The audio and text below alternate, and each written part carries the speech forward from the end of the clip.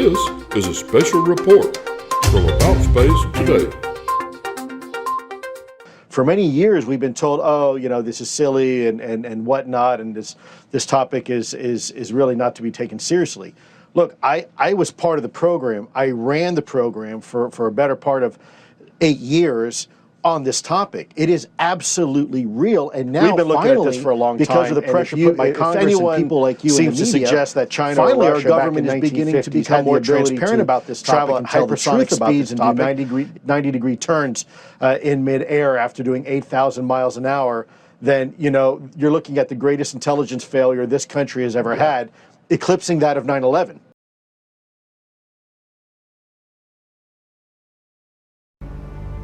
Project Blue Book, which lasted all the way through 1969, was not to investigate anything. It was rather to explain it. To say, look, you guys think you don't understand this, but we do. We're the all-powerful government. We're the all-powerful CIA. We can explain this. Some of the explanations they gave were so ludicrous that it was essentially like ridicule. I cannot prove in a court of law that marsh gas is the full explanation of these sightings. But it does appear to me extremely likely. You're saying, Doctor, that Michigan is now producing non-existent saucers? Well, it's one way of putting it, I suppose. It just became part of the cultural way of dealing with this, unfortunately. Investigative journalist M.J. Benaez says his country is one of the few that has been tracking these unexplained objects for years. Canada has a significant UFO history. We're one of the few countries that actually logs and collects UFO data on a yearly basis and then publishes the results of those findings. There are more sightings of UFOs over Quebec than in any other Canadian province. And CTV Television Canada says 3 UFOs are spotted in Canada every day. The late great astrophysicist Stephen Hawking believed with more than 100 billion stars in our galaxy, the odds are pretty good that aliens exist. And he's not alone. Every day, people across Canada report seeing a UFO. And while most can be identified, as CTV's Janet Dirks reports, some things just can't be explained. I got it. Oh my gosh. Oh. What the hell? That strange light in the sky is one of 1,100 UFO sightings in Canada last year. According to the annual survey released by Ufology Research of Manitoba, there are at least 3 such sightings in the country every day. UFO reports are still a thing. People are reporting them in greater and greater numbers every year. Montreal is Canada's UFO capital, with 74 sightings reported last year, followed by Toronto, then Vancouver. It's not that these cities are on an extraterrestrial highway. It's a matter of population, says the report's author. If a tree's falling in the forest, you need somebody to hear it. So if there's a UFO in the sky, the more people around to see it, the more reports you get. None of the sightings match the drama of the X-Files. The truth is out there. But something was out there, according to 10 campers in Quebec who reported a triangular object that hovered and then flew off. The survey says of the 1,100 sightings, only 8% are unexplained, and that can be whittled down to 1% of so-called high-quality unknowns. In fact, none of these cases, shout that aliens are here. But what they do say is that people are reporting things, and maybe science should take a closer look at some of them. Since the survey began nearly 30 years ago, more than 19,000 Canadians have reported seeing something strange in the sky that makes them think we're not alone. Janet Dirks, CTV News, Calgary. And CTV reporter John Hendricks says Manitoba has seen thousands of UFO sightings. There are more and more reports of UFOs being made each year. Now, most are later identified, but some simply can't be easily explained. It seems Manitoba is a hotbed of UFO activity, with thousands of sightings stretching back to the earliest days of our province's existence. Picture this, 1792, that's quite a long time ago, and a lot of the West was still generally unsettled.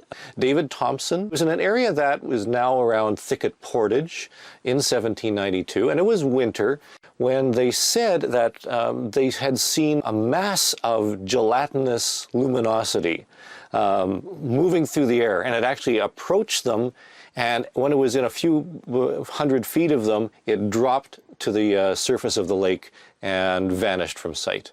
UFO researcher Chris Rutkowski says Thompson had no reason to make up this story, and given the time period, it couldn't have been a plane or other man-made object that he spotted in the sky. Very intriguing, a mystery.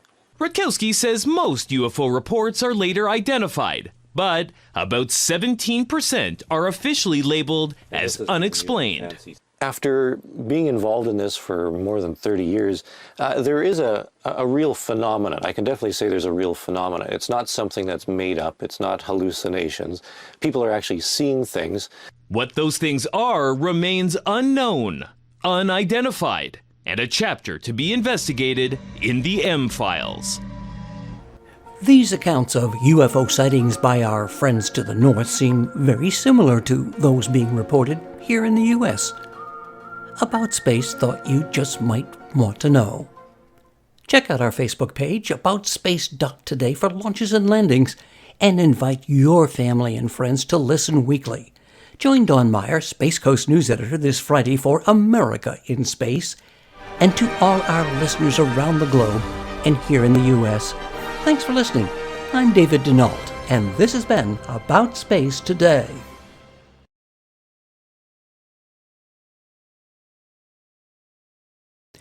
Next, you might remember the congressional hearings recently with sworn testimony from David Grush that we have recovered alien spacecraft and bodies. A retired U.S. Navy Rear Admiral has come forward and tells Russ Cohart of News Nation he believes whistleblower David Grush's claims of a secret UFO retrieval program run by the Pentagon is real.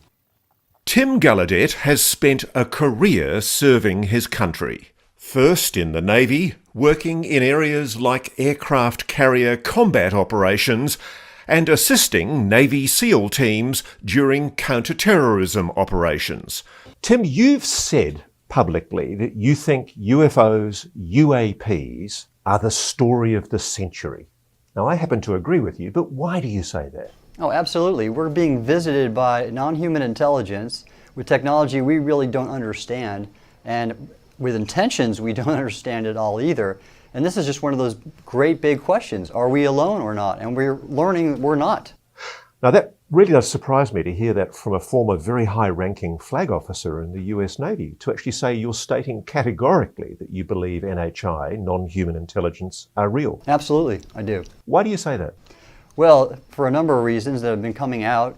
Congress has been informed and they've drafted legislation and they've passed legislation, for example, to establish a DoD office to look at it. They've done the same, NASA did the same with a UAP study team. And we know from the UAP hearing this summer that there are crash retrieval programs. And I have 100% confidence that the testimony by David Grush and the other witnesses is accurate. Wow.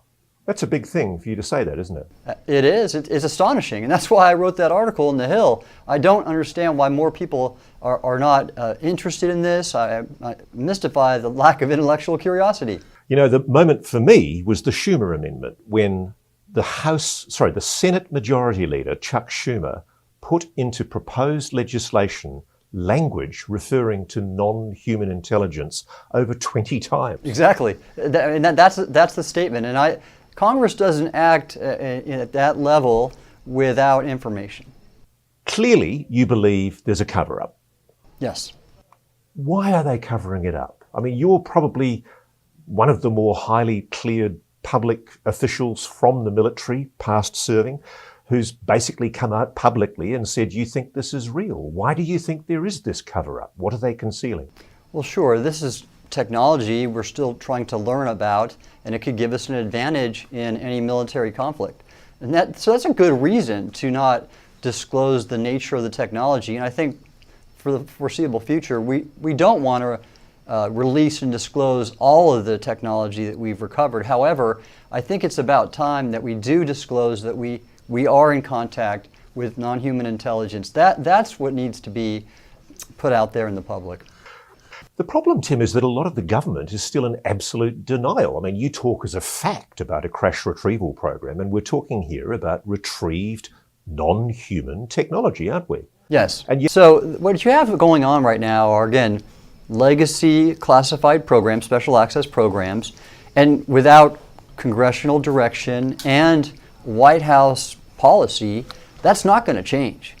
It might be decided by very senior people in the Defense Department that we shouldn't reveal technology because it's a weapon, a potential weapon. It's a potential advantage in a future war. You can understand that, can't you? Absolutely. I think some of the technology should remain classified. We don't want it to get in the hands of our adversaries. However, the fact that we're being visited by non-human intelligence, that is what I think needs to be disclosed. Now, granted, it's not an easy thing for a government to do because then they're going to admit that they don't really know what they are or their intentions, and it makes us look vulnerable. True. But I think as a society, we're ready for this. We've turned that corner. And Nick Pope, a former British intelligence official, also asked, and so what we've seen is this subject increasingly moving out of the fringe and into the mainstream, which makes me wonder, what is it they're not telling us? The president, particularly in his capacity as commander-in-chief, can make that call. And maybe we will see it one day soon. My fellow Americans, people of the world, we are not alone. So what do you think? Real or not? Have we made contact? This has been a special report from About Space Today.